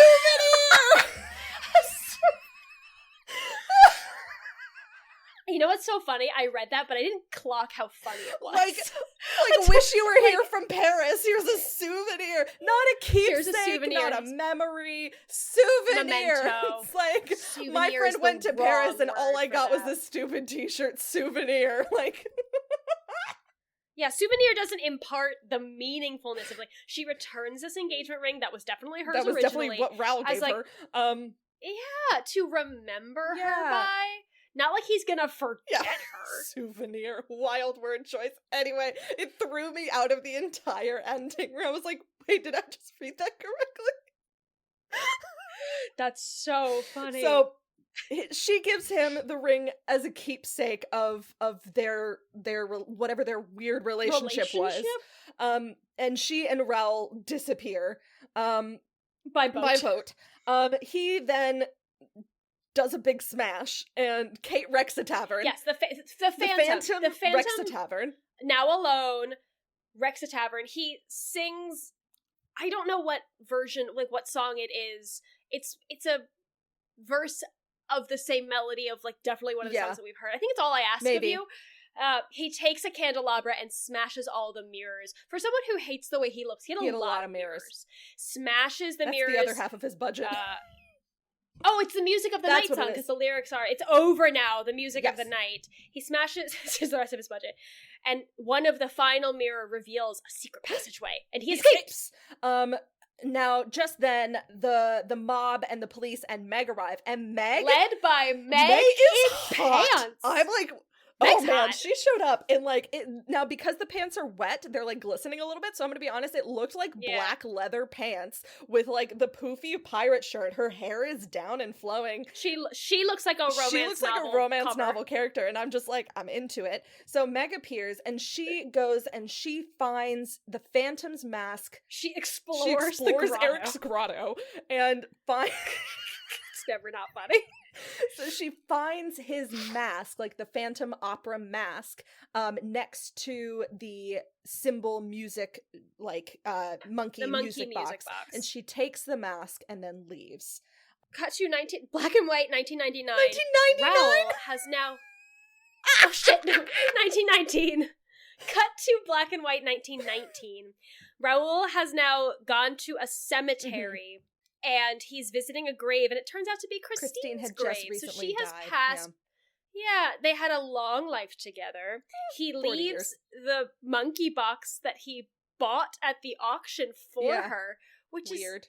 And he did say, like, in the beginning, he's like, it's just how she described it. It's a weird choice, given that it was her ex-lover's, like, memento. Abuser, captor, gaslighter, groomer. Yeah. And so he leaves it there, and as he leaves it there, and he turns to leave, but then he spots a single red rose with a black ribbon, and around the stem of this rose is the engagement ring that Christine had let the Phantom have, implying that he is still alive and still loves her. And that's the end. And that's how it ends. And at that moment, I was like, wait, how old is the Phantom meant? I hadn't considered until that point. I was like, if he was Madame Giry's age, who's definitely in her 50s, and it's been, and Raoul's old, who's definitely, I think, supposed to be about 20 years younger, the Phantom, 100? People didn't live that long back then. Because like, Raoul, because the original one, so this was 1919, and the story happens in the 1870s, so that's 50 years. So that's 50 years since the events of, like, anywhere from 49, 48, 50 years. Maybe Raoul just didn't age well. He's actually, like, only in his 50s or something. Just looks real rough. Real rough around the edges. War was hell. Okay. It's why you wear your sunscreen, kids. Oh my god. Grace. What did you think of this movie? What'd you think of this movie? Wild ride. As I said at the beginning, I lived on this planet long enough that, like, I know the major plot points, but I forgot a lot of the connective tissue of this film. So it was fun to relive that. It was fine. It's a spectacle. It's big nostalgia energy for me, just because this came out. Again, we mentioned in Chicago, it's like Chicago came out, Rent came out, and Phantom of the Opera came out. And those three kind of like really pushed me. Like, I always loved musical theater, but it kind of pushed me more into modern musical theater because my childhood was very much older musicals, South Pacific, King and I, My Fair Lady.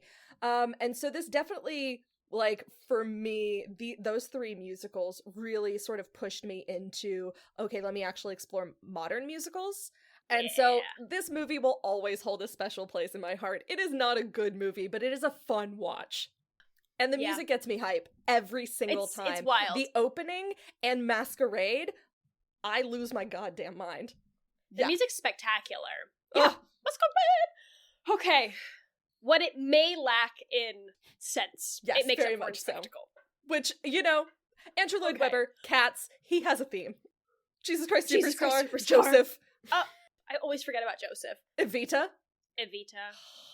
We're gonna do it sooner rather than later. It's on our list. I know. All right. This is a long one. Shall we dive into some straight dramaturgy? into it? Ready for a little dramaturgy report? No. Dramaturgy report. Okay, so I have a little bit on Joel Schumacher, who was one of the writers as well, but he was the main director for this film. So, Joel Schumacher was an American film director, producer, screenwriter, and fashion designer from New York City. He started out in production and costume design before getting some writing credits. As a director, he's known for St. Elmo's Fire. He also took over to replace Tim Burton as the director of the Batman franchise and directed Batman Forever and Batman and Robin. The best ones, of course. His final high-profile film was Phantom of the Opera in 2004. Toward the end of his career, he also worked on like some lower profile films, but Phantom was the last big thing, like big budget, big film that he did. Oh my god, the cinematographer, wild. The cinematographer for this was John Matheson. He's British, he's an English cinematographer, he's still alive. He's a cinematographer and commercial director. He's one of a few a small group of filmmakers that definitely emerged in the late 80s and early 90s. And cut their teeth in the music video industry. Like, imagine, remember what music videos were becoming at that point? However, this man's done fucking everything. So, in addition to the Phantom of the Opera, we know him for being the cinematographer on Gladiator, Hannibal, Pan, Logan, August Rush, The Man from U.N.C.L.E., and more recently, Detective Pikachu and Doctor Strange in the Multiverse of Madness. Wildcat. Oh my god. Still working, still killing. Amazing. The cinematography on Multiverse is wild. Wild. Are you all good? I am all good. Cool. I'm not going to go too much into Andrew Lloyd Webber because we did a lot about Andrew Lloyd Webber whenever we did Cats. So I kind of want to talk about... So the reason why I chose to do this musical now is because Phantom of the Opera is closing on Broadway. It's closing this year. Now, it's been extended to April. It was supposed to close in February when this came out. However, like, everyone was just like, wait, I still want to see it. And so they extended to April. So we're a little bit off, like, by a month or so. But anyway... So I want to talk a little bit about how the stage musical got put together, just in honor of this closing. So, Phantom of the Opera, the stage musical, was music by Andrew Lloyd Webber, lyrics by Charles Hart, and it was based on the 1910 French novel by Gaston Leroux. So, in 1984... Andrew Lloyd Webber contacted one of his co-producers of Cats, Cameron Mackintosh, to propose this musical of a romantic piece about Phantom of the Opera, and they screened a couple of the older movies, but they weren't able to really figure out how to put it onto stage. And it wasn't until Andrew Lloyd Webber actually read the book and not just watched the movies that he was like, oh, okay, I kind of figure out how I want to do this. Now, originally he approached Jim Steinman to write the lyrics of this because he has sort of a darker sensibility in terms of his lyrics and his word choice, but he ended up declining. He was recruited a couple of other people that eventually had to withdraw.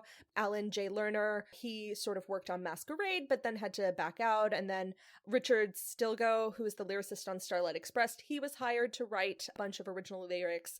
However, Charles Hart, who was pretty much relatively unknown at that point, later rewrote many of the lyrics and then also wrote the lyrics to Think of Me. Now, the score is sometimes sort of operatic in style, but it does maintain the form and the structure of a musical throughout. The fully operatic passages are reserved principally for people like André and Firmin, Carlotta and Piangi. They're also used to sort of differentiate from the times in which they are in the show within a show, like Hannibal Il Muto and Don Juan Triumphant, versus the actual plot of the story, which is in a much more rock sensibility musical theater style. Yeah. As I mentioned, the whole point of Don Juan Triumphant is that it's supposed to show that it's a little bit more of like a modern opera, and that it shows that the Phantom was ahead of his time in terms of his musicality and his stylings.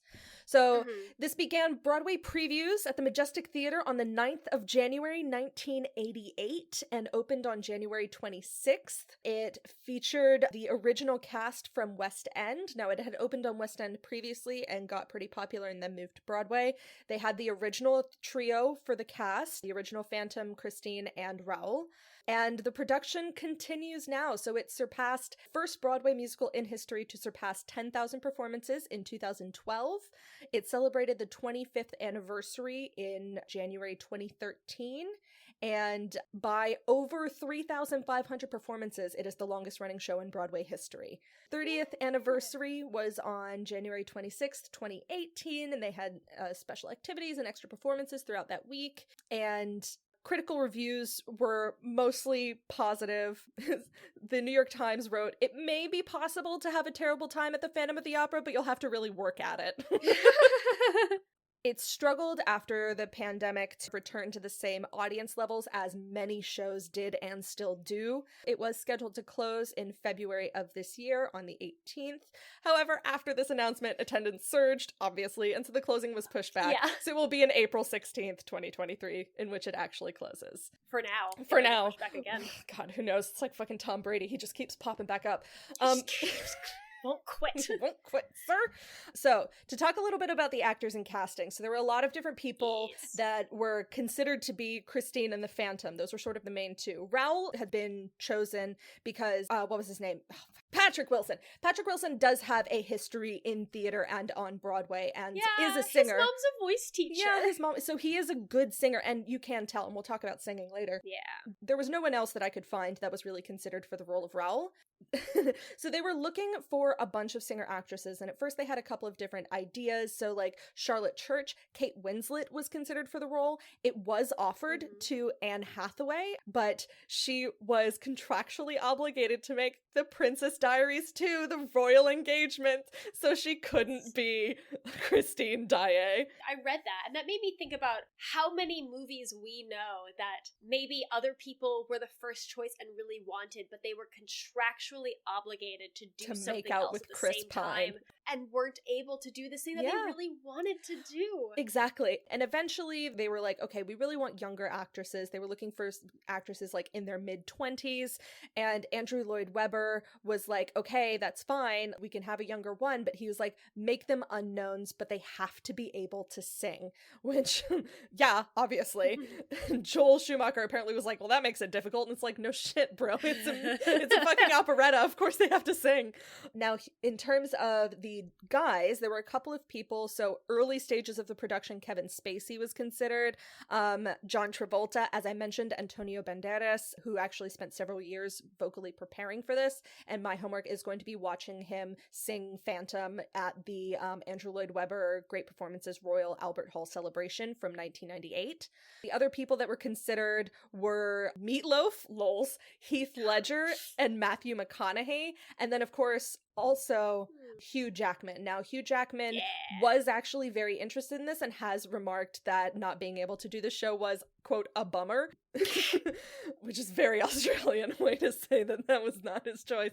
But I think he was contractually obligated to do Van Helsing, I think it was, or something in that vein. It might have been like when he was busy being Wolverine. Yeah, it was scheduling conflicts with Van Helsing. But they ended up going with Gerard Butler, shockingly. So yeah, so those no were formal singing no training. formal singing training at all for a role which has 14 speaking lines and everything else. It's an is sung. operetta. Yeah, insane. And actually, and not like an easy vocal role, like a difficult. The range that you have to play Phantom is impressive. Anyway, those were the actors and casting, and a little bit about how that musical actually got put together. Okay, I can talk about reviews and reception. So, this came out in 2004, Mhm.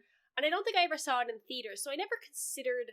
It's such a well-known film, Yeah. but I didn't consider... I was just like, oh, it must have, like, done really well. It did not. Nope. It was released in the UK on December 10th, 2004, and on December 22nd in the US. It had a limited release where it opened in 10th place at the weekend box office. It then opened nationwide in January, and it bumped up to 9th place in the box office. Its local domestic gross was $51.2 million, with a further 107 million earned internationally. But keep in mind, it had an $80 million Yes, budget. it did. So it didn't really The recouping knock it was out of not the park. great. Yeah, reviews were mixed. Essentially, what we've talked about, where it was a spectacle with not much going on. Yeah. I didn't pull any direct quotes from reviews, but if the Roger Ebert one was essentially like, it's fun to look at. Yeah. Not a lot compelling me in the No. plot. Do you want to talk singing and dancing? Yeah, so... I mean, we talked a little bit about singing already. all of the principal, coming from older musicals where most people are dubbed, in this case, all of the principal actors sang their own parts except for Minnie Driver. Yeah. Because while she is a singer, she is not an operatic singer. She is not that style. She was dubbed by Margaret Preece, but she does sing the credits song, Learn to Be Lonely. I don't know if you listened to that. I did not. It's fine. Yeah, I thought Emmy Rossum did a good job. I thought she did too. She hit all the notes. Yeah, she hit all the notes.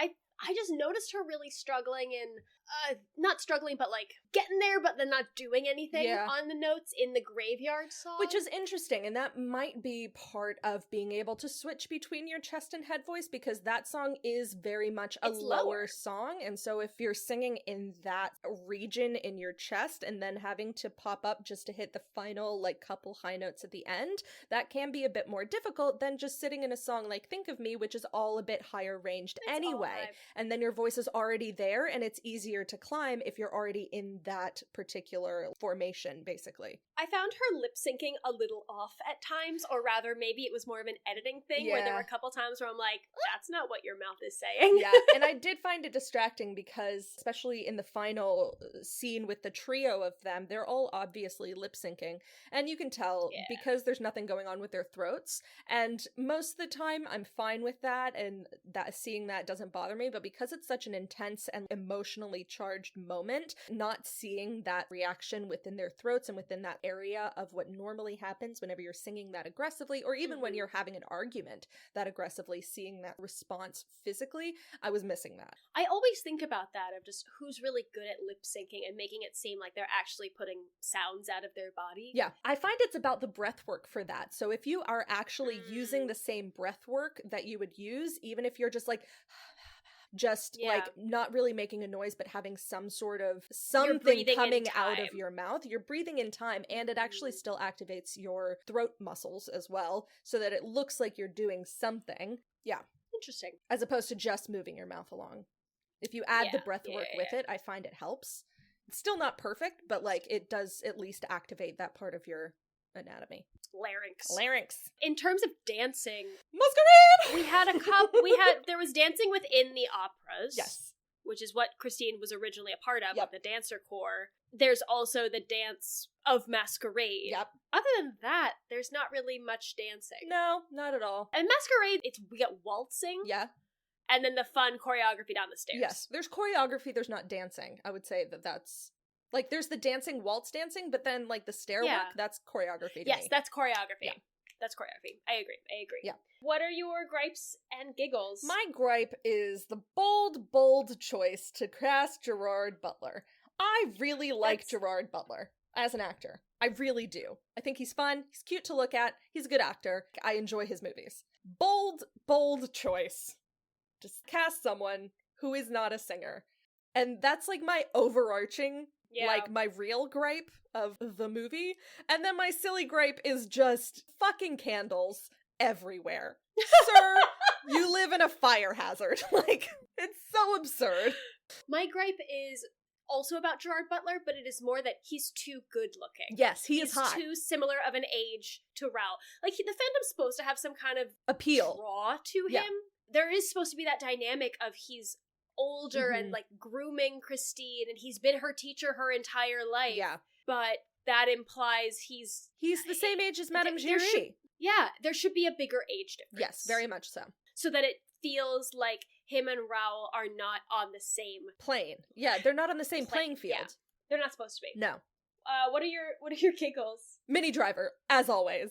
My queen. Oh, She's hysterically funny. She apparently, like, her character's accent was based off of this Italian lady that she lived next door to. And the fact that she lived next door to a Carlotta honestly gives me so much joy. Minnie Driver was the perfect casting. I have no notes about her entire performance. She was hysterically funny. I guess, yeah, I'll call this a giggle. It was just that one fleeting moment of backstage chaos that was the most realistic part of this film. Where you just see the scrim raising, another one dropping down, dragging a sheep on stage. Just panic in the headlights. Yeah. Do you have a moment of joy? The masquerade sequence. God. Oh, the masquerade so sequence, good. and then the opening sequence where we get the full orchestration for the first time, and we see the theater rejuvenating as the chandelier rises, the entire thing. And we get the overture. The overture. God, it's so good. I think that's my moment of joy, was that first opening moment as we see the theater return to its former splendor in this flashback. The wind blowing all the cobwebs away, the curtain rising, the red velvet seats, the I love an organ. So good.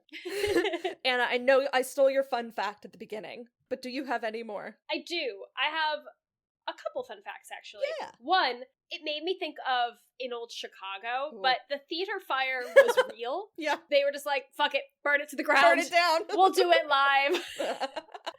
And then a couple, like, goofs. The biggest one, I think, and I didn't think about it until afterwards when I said it, but so when Raoul falls down that silly trap door and lands in that dungeon full of water, the iron bars then lower from above. However, since he fell from above, how? He would have hit the bars. I know, I thought about that too. Where did the bars makes come no from? sense. And then also, well, Erik was the true fun fact. But that is the definition of a fun fact. So in this film, in the opera house that they built, the Phantom's always like, box 5, that's mine. Yeah. No one touch, no one sit there. There's only 4 boxes. There's only 4 boxes in this opera house. Like, there's not like 2 levels of like 4 and 4. No, there's just 2 on one side, 2 on the other. That's so, Anna, Sir, that's what are so you funny. Talking That's about? so funny. Oh my lord. I've said most of my fun facts, but one of them, so we mentioned that there was a horse in the, there's a horse in the catacombs. There's sheep on stage, there's a horse in the catacombs. So this is not a part of the stage show. However, in a documentary about the Phantom of the Opera, it revealed that it was planned to be in the show at the beginning, like they were going to have a horse and like lead Christine through, but that ended up being scrapped, and it was a nod to the original book where the Phantom does use a horse named Caesar to transport Christine part of the way. The other fun fact that I have is, so the music, which is so incredible in this movie, was played by a 105-piece London Symphony Orchestra. That's incredible amount of music. Oh, I feel it in my bones. Oh, your body vibrates. So good. Oh, yeah. Well, it's so funny because afterwards I immediately listened to the original Broadway cast, and I was like, why am I not vibrating with this music? And I'm like, because there's 50 instruments less than I'm hearing in the movie. And I was like, oh, no wonder I'm like vibrating from this music, is because there's just 50 more pieces of instruments than... I love a full symphony. God, it's so good. I think that's all she wrote. I think that is all she wrote. This is a long one. It's a long one. My homework is Antonio Banderas. I found the video of him singing the Phantom part. I think it's really interesting. And it's with the original Christine. Yes, Sarah Brightman. My homework is to watch the masquerade sequence. Amazing. I think that's all she wrote. Wow. This is a long one. Well, If you are still with us, thank you so my much for God. tuning into this season 3 premiere. Season 3, here we go. Oh, what a bold start. I love it. I love it. This has been 5678, a movie musical podcast. I have been Anna. I'm still Grace. Thank you for tuning in. Take care of yourselves and others. Until next time, goodbye. Goodbye. 5, 6, 7, 8. There's no business like show business, like no business